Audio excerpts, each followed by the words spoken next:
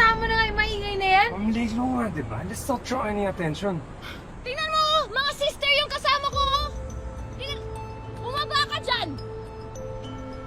Ah, ngayon magtatago ka dyan? Matapobre ka pala eh! Matatahimik ka pag babae. No. Ako na. Aka na, mas. Please. Ay, baba! Hindi kayo makapatay, ngayon magtatago kayo? Mick, shut up! Hoy, baba! Miss, sorry. Sorry na. Sorry po. Sorry. Miss, sorry. Okay, sabihin ko na lang po yung driver namin. Eh, reckless driving kayo! Hindi pa alam ng driver ninyo na hindi dapat umu-overtake kapag makita yung daan? Saka may sign, oh! Slow down! Look, service pa naman yung dala niya, hindi pa siya marunong mag-ingat? Ilang pasero nyo dyan? May mga bata ba dyan? None of your business, miss, okay? Not my business pa, ha? Eh, paano yung mga paninda naming nabasa dahil sa inyo? Yun na lang yung only source of income ng kumbento, sinayang nyo pa?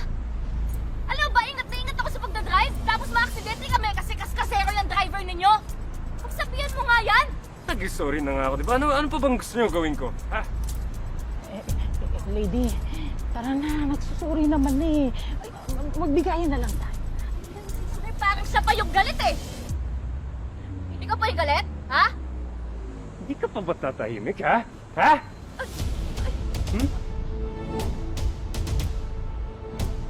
Teka lang naman. Sinasabi ko lang naman sa'yo yung mali mo, ikaw rage ka agad-agad. Pinagsasabi mong road rage? Ito na, para sa paninda nyo. Ayan na, para quits na tayo. Sige, akin na to. Ano? Hindi na namin kailangan yan. Yung kailangan ko lang ay matuto ka tsaka mag-ingat kayo. Baka mamaya sa susunod makadisgrasya pa talaga kayo eh.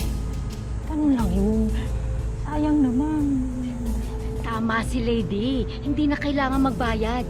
Ipagdadasal namin na matuto ka magpakumbaba para mas mapalipit ka sa Diyos. Sigurado kaya.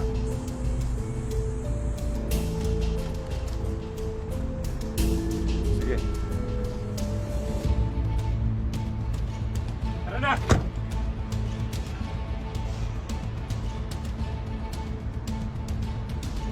Let's go! Tara na!